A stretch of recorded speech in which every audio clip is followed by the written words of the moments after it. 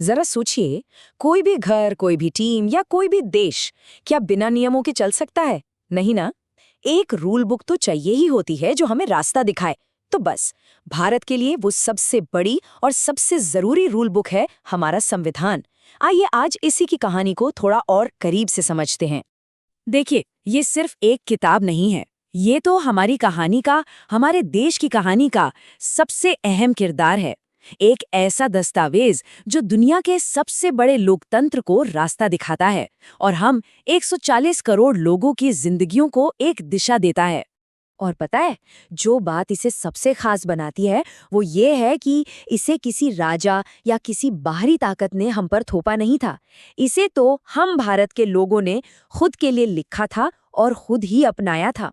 मतलब इसकी सारी शक्ति सीधे हम लोगों से ही आती है। तो सवाल ये है कि आखिर ये रूल बुक बनी कैसे? ये किसी शांत से कमरे में अकेले बैठकर नहीं लिखी गई थी।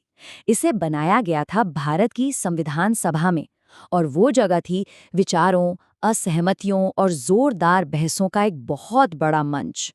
इसे बनाने में कितनी मेहनत लगी होगी, इसका अंदाजा सिर्फ इस एक नंबर से लगाया जा सकता है, 165। हमारे देश के संस्थापकों ने लगभग 3 सालों में 165 दिनों तक एक-एक शब्द पर, हर एक आइडिया पर बहस की थी। ये उनके लगन और समर्पण का सबसे बड़ा सबूत है। और इस पूरी बहस की बागडोर संभाल रहे थे ड्राफ्टिंग कमेटी के अध्यक्ष डॉक्टर बी.आर. अम्बेडकर। उनका विजन बिल्कुल साफ था। उन्होंने कहा, सिर्फ अधिकार दे देना ही काफी नहीं है। अगर उन अधिकारों के हनन होने पर उनकी रक्षा का कोई उपाय ही न हो, तो वो अधिकार तो किसी काम के नहीं, बिल्कुल बेमानी है।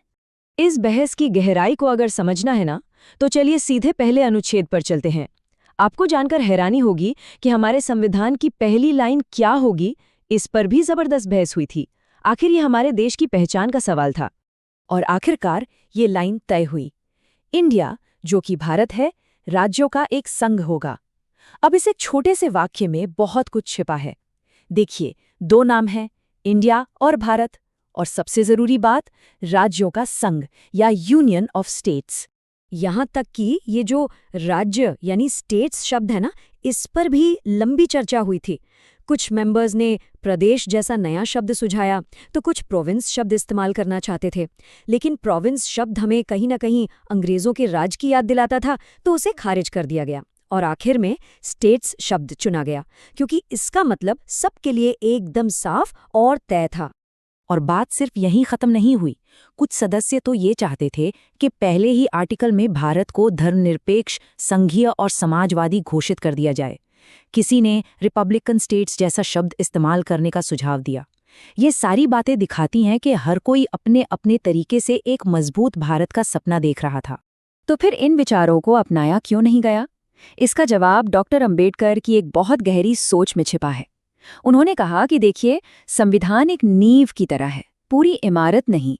देश की सामाजिक और आर्थिक नीतियां कैसी होंगी, इसका फैसला हमें आने वाली पीढ़ियों पर छोड़ देना चाहिए, ताकि वो अपने समय के हिसाब से लोकतांत्रिक तरीके से फैसले ले सकें। चलिए, अब इस फ्रेज पर वापस आते हैं, राज्यों का संघ। ये सिर्फ 3 शब्द नहीं है, ये हमारे देश की बुनियाद को बताते हैं और आज हम सब के लिए बहुत मायने रखते हैं। इसको ना एक परिवार की तरह समझिए। मान लीजिए भारत एक बड़ा सा घर है, यानी यूनियन, और सारे राज्य उसके अलग अलग कमरे हैं। अब परिवार के लोग अपने अपने कमरों में रहते तो हैं, लेकिन है तो वो उसी एक घर का हिस्सा, है ना? कोई भी ये नहीं कह सकता कि मैं अपना कमरा लेकर इस घर से अलग हो रहा हूँ।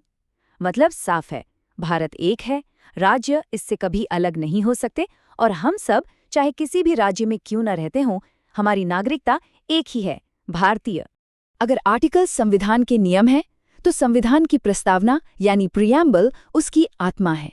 ये हर एक नागरिक से किया गया एक वादा है, एक सपना है, जिसे हमारे देश के निर्माताओं ने हम सब के लिए देखा था। ये देखिए, ये प्रस्तावना का ओरिजिनल पेज है। इसकी कलाकारी, इसकी लिखावट, इसके शब्द, हर चीज संविधान के दिल की बात कहती है। ये हमें याद दिलाता है कि इस महान दस्तावेज का असली सार क्या है। प्रस्तावना के ये वादे इन 4 मजबूत स्तंभों पर टिके हैं। पहला, न्याय, जो सामाजिक, आर्थिक और राजनीतिक हो। दूसरा, स्वतंत्रता, सोचने की, बोलने की और अपने विश्वास को मानने की। तीसरा समानता, दर्जे और अवसर की, और चौथा बंधुत्व, जो हर व्यक्ति की गरिमा को बनाए रखे। यही हमारे देश के सबसे बड़े आदर्श हैं। और सबसे कमाल की बात यह है कि हमारा संविधान कोई पत्थर की लकीर नहीं है, ये एक जिंदा दस्तावेज है। जब 1949 में इसे अपनाया गया तो प्रस्तावना में भारत को संप्रभु लोकतांत्रिक गणराज्य कहा गया था। लेकिन समय बदला और 1976 में 42वां संशोधन के जरिए देश के बदलते आदर्शों को दिखाने के लिए इसमें समाजवादी और धर्मनिरपेक्ष शब्द भी जोड़े गए। हमारे संस्थापकों ने 1950 में हमें ये शानदार रूल बुक सौंप दी। उन्होंने इसकी कहानी का पहला अध्याय लिखा। अब सवाल हम सबके सामने है कि हम भारत के लोग इसकी कहानी के अगले अध्याय में क्या लिखेंगे।